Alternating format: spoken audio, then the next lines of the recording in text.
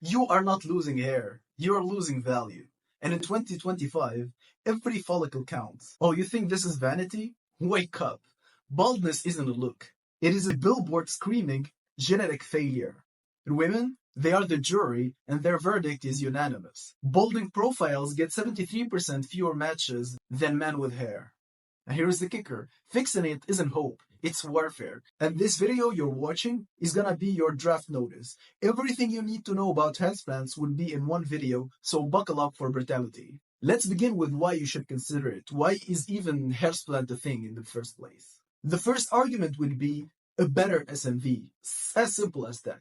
I can show you a 2024 study that proved that hair contributes to 40% of facial attractiveness. Or I can just simply put these two pictures right here and ask you to use common sense. Not even common sense, it's your visual, internal feeling, because it took you 0.13% to decide which one was more attractive, which one was more normal, which one looked more like the way it's supposed to look like. And if this wasn't convincing enough, I will add an age scale to this. Do you want to look 25 at 40 or you want to look 40 at 25? The choice is yours. I mean, assuming you take good care of your skin, you sleep well, you eat well, you don't smoke, your hairline basically determines your perceived age, which is basically how society decides how to treat you. No one bats an eye if you lose your hair after retirement. Your life is already behind you. But if you're 24 and balding, you are not aging gracefully anymore, you're falling into the abyss of societal invisibility. With a decent face and height, a 25-year-old balding man looks like a creep, in a nightclub setting or in any setting for that matter. But if you have the same height, the same face, but with hair, even at 35, you can keep that mysterious man look about. You can belong to more places. Look, guys, time is a thief. And the closest thing we have to a time machine is hair transplants. The only way you can give yourself another chance in your 20s is a fucking hair transplant. I honestly think this is convincing enough, but while we're at it, we can debunk a couple of copes while we're at it, because why not? Women do not care about hair. Wrong. Women do care about hair. That is the first thing she's gonna tell her best friend after rejecting you. Ew, he was bald. And by the way, you have great hair is the most common female to male compliments ever, next to maybe eyes and height, but it is a very common compliment, and that's for a reason.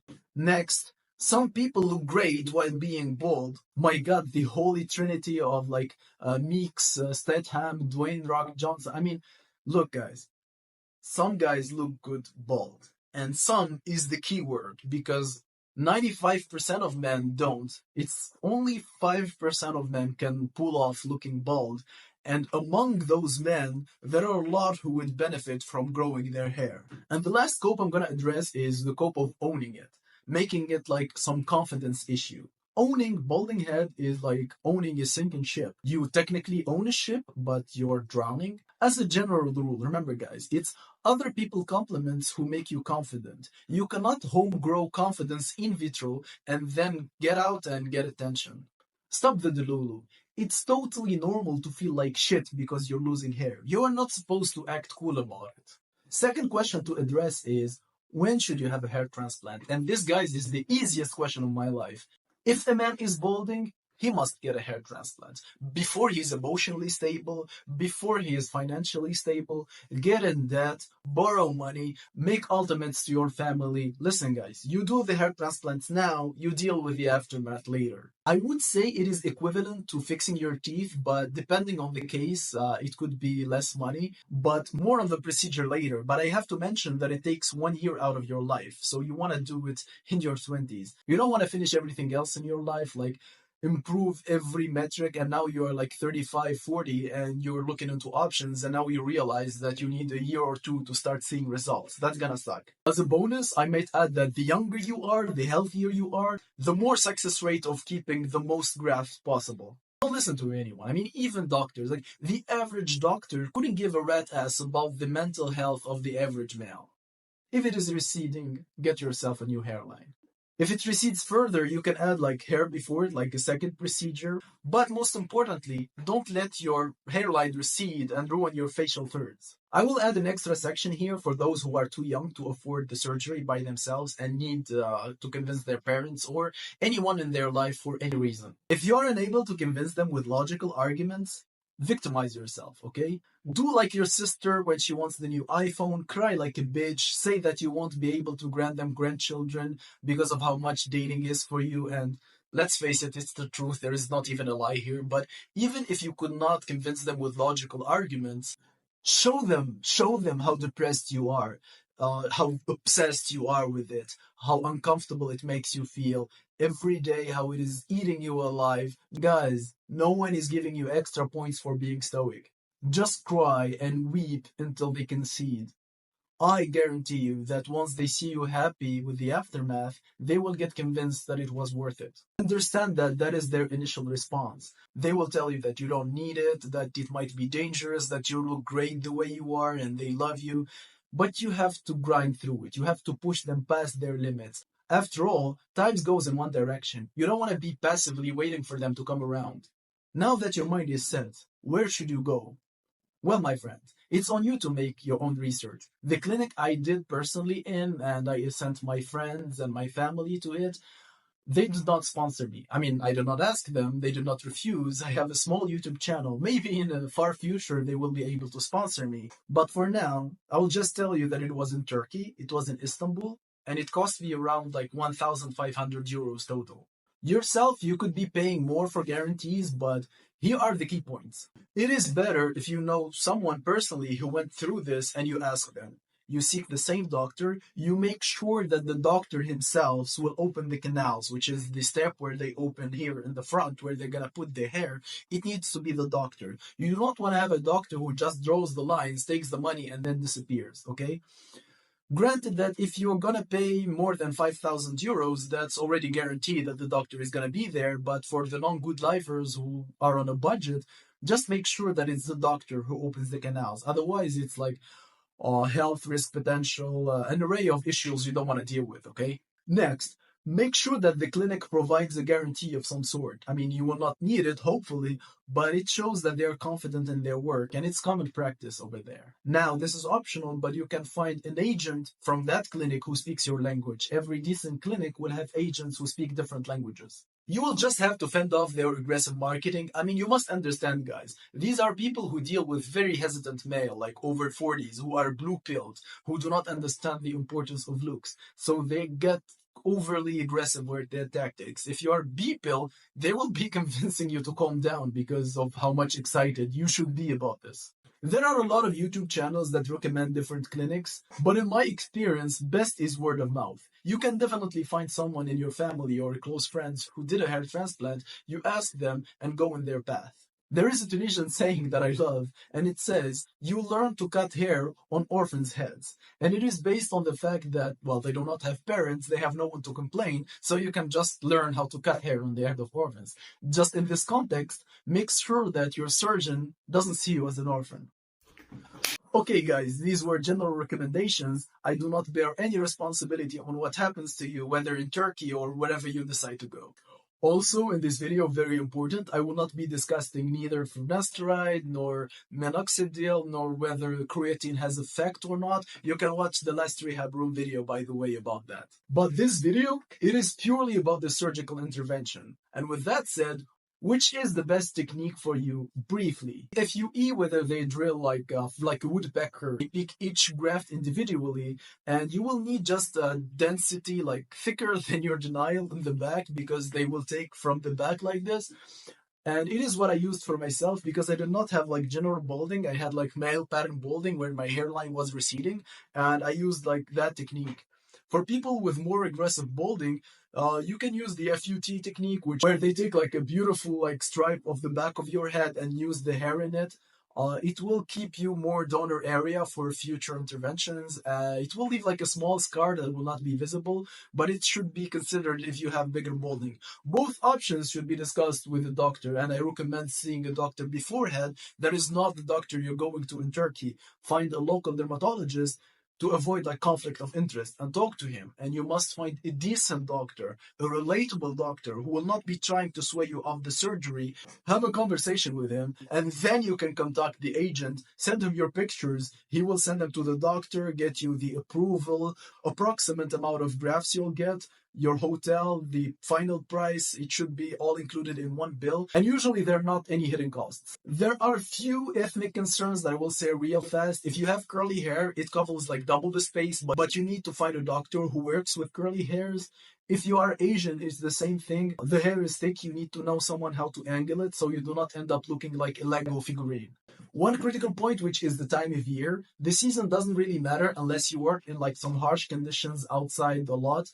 In that case, I recommend you discuss it with your doctor to find where is the best season. But usually, from a back bill perspective, you must pick a time where you can afford to have 2 weeks home. You do not want to meet anyone that is important to you while you're healing. Okay, now we decided which method we're gonna use and where we're gonna go. Let's walk through the journey together so you know what to expect. Your appointment is made, your flight is booked. The first step is you take a lot of pictures for documents, for passports, for like university, for work, a bunch of document pictures that you might need, okay? For the next year, you're not gonna be able to take any fresh pictures that look nice. If possible, renew every document that has your face on it. Second step, prepare yourself for the sub 5 phase. You're gonna go through it. Everyone goes through it. After the transplants, which last like up to a year, you need to make yourself emotionally prepared for that long, okay? It is a long downtime. I mean, the silver lining could be that you can start like a gym routine or lose some weight, but more on that in the aftercare phase. Weeks prior to flying, ditch the bad habits. Sleep well, eat healthy, stop the alcohol, and if you have the balls, stop smoking. It is very crucial for optimal results that you do not smoke. If you don't care enough about this to stop smoking, probably give it up all until your priorities are straight. I am not sorry that it bothers you. I am being as honest as one can be. Ditch all the bad habits if you want to keep every last one of them grafts. It is important not to shave beforehand yourself. They will do it for you on the spot. They need like the length that they're comfortable working with. So talk with the agent, follow the instruction, and don't do anything without consulting him first. Now you're flying to Turkey. Take a couple of button-ups, and if it is cold like a jacket with a zipper, just avoid anything you would have to wear through your head like this for obvious reasons. They will meet you in the airport and take you to your hotel. Enjoy every bit of it. The food is amazing. The city is beautiful. Walk, work out, enjoy life as you will be tied to bed for a long time after.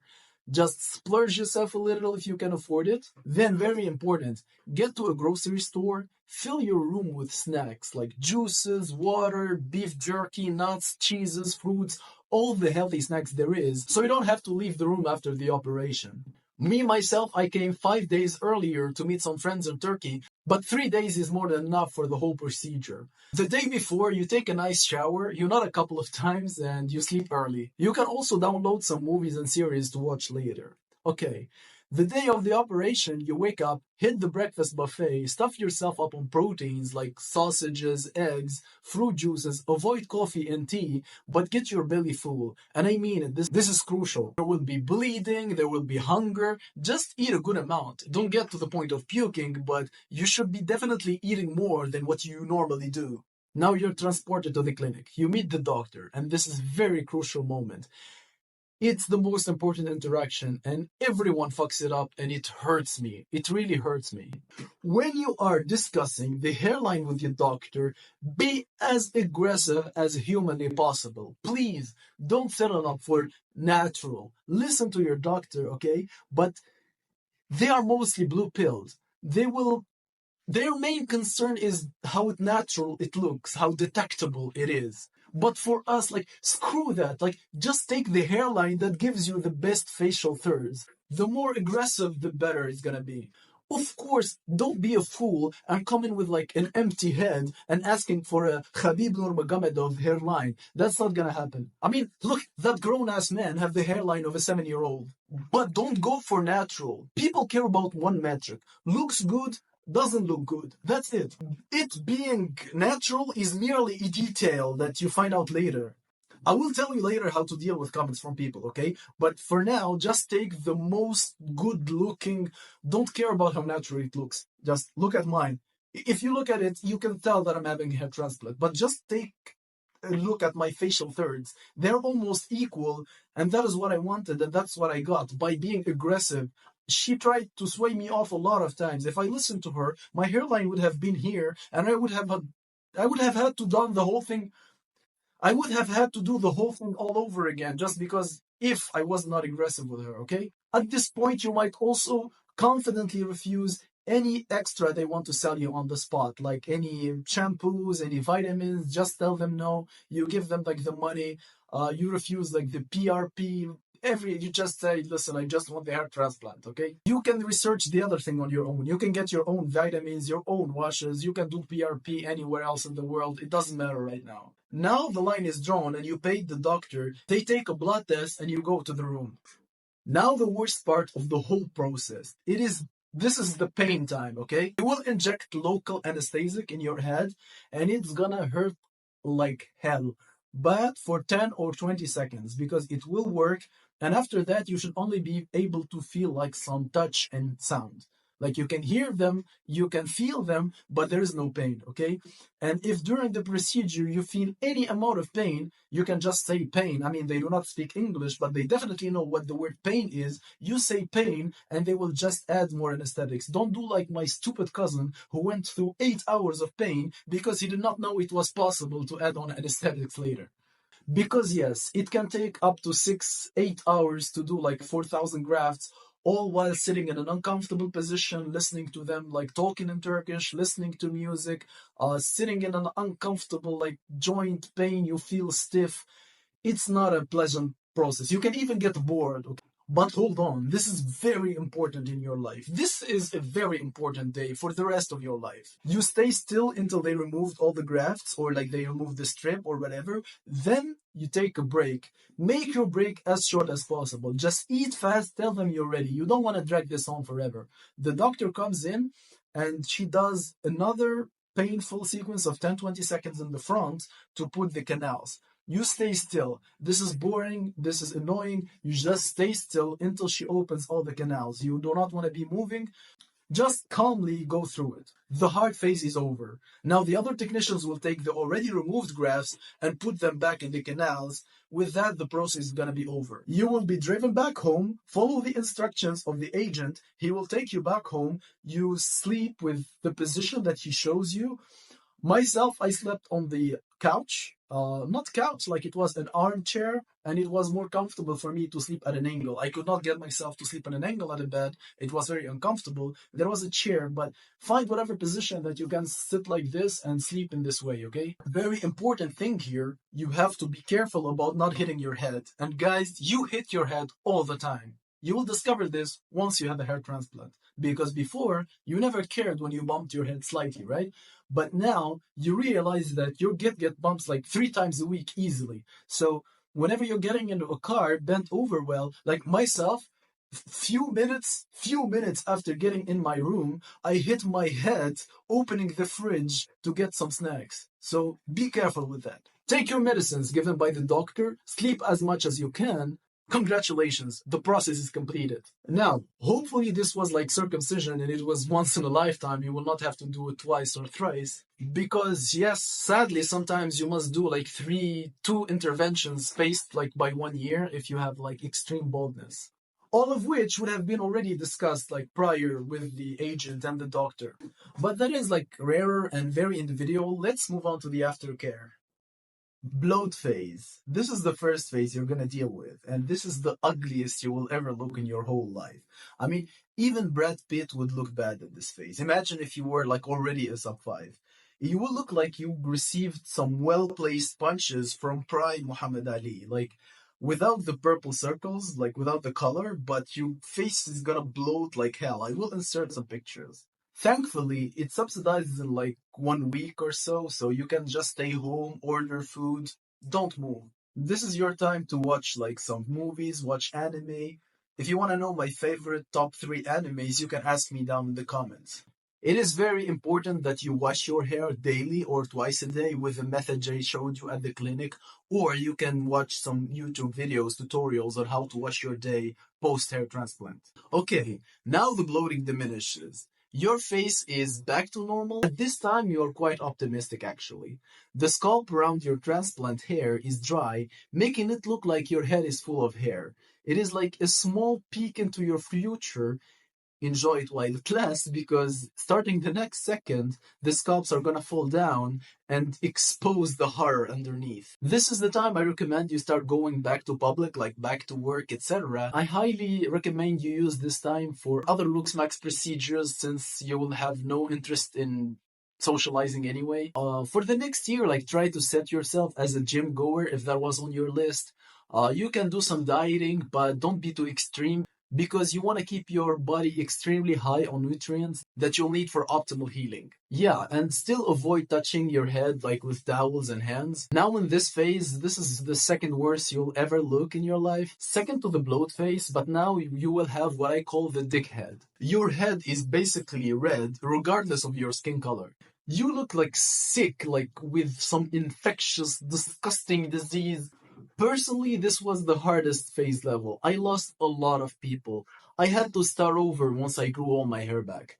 At this phase, people will stop you on the street and ask you about the hair transplants. I mean, you can't hide it. You might as well embrace it. There is absolutely no benefits in trying to justify anything to anyone. Just say, I wanted so I did it, and now I'm happy about it. Guys, honestly, if you were at the point where you have decided that you needed a hair transplant, I don't think people were nice to you anyway. So just try to apply some common social sense. If that's not your forte, just as soon as like the third, fourth week hits, wear a cap, wear a hat, and get in public as least as possible. I'm not gonna lie, this was the loneliest I have ever felt in my life. That and the recurrent doubt you will have, did my transplant fail?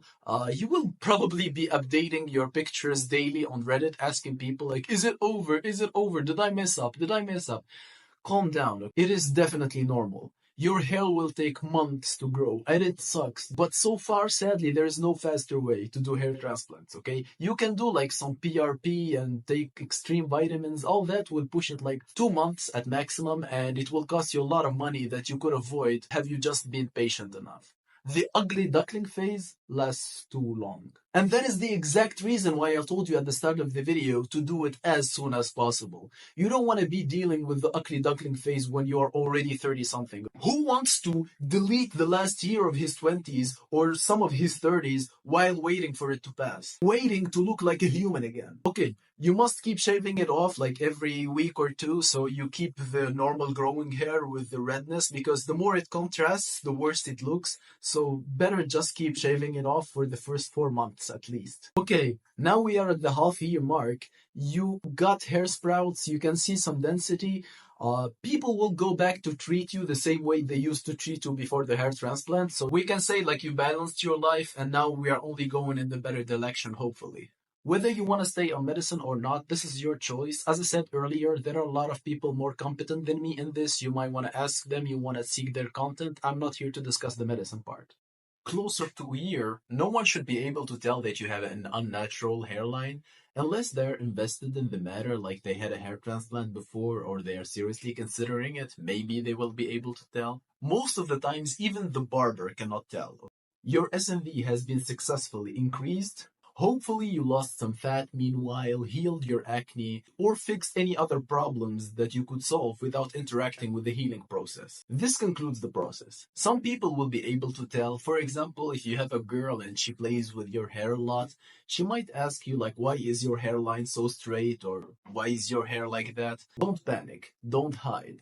Just say like, yeah, it's a new hairline. I mean, you can be as upfront or dismissive as you want. Just do it confidently. And I don't mean like in red pill confidence. Just say it like it's not a big deal. The same way when you ask a girl about her makeup. I mean, you imagine her response. If you tell a girl, hey, you wear a lot of makeup, her response would be, so what? Everyone wears makeup. What's wrong with you? You see, you take that attitude and you answer her in the same way, like in some dismissive, like, why are you being weird? It's the norm. Everyone is doing this, like that kind of attitude. This message is for the ones who are seriously considering it. Please don't wait.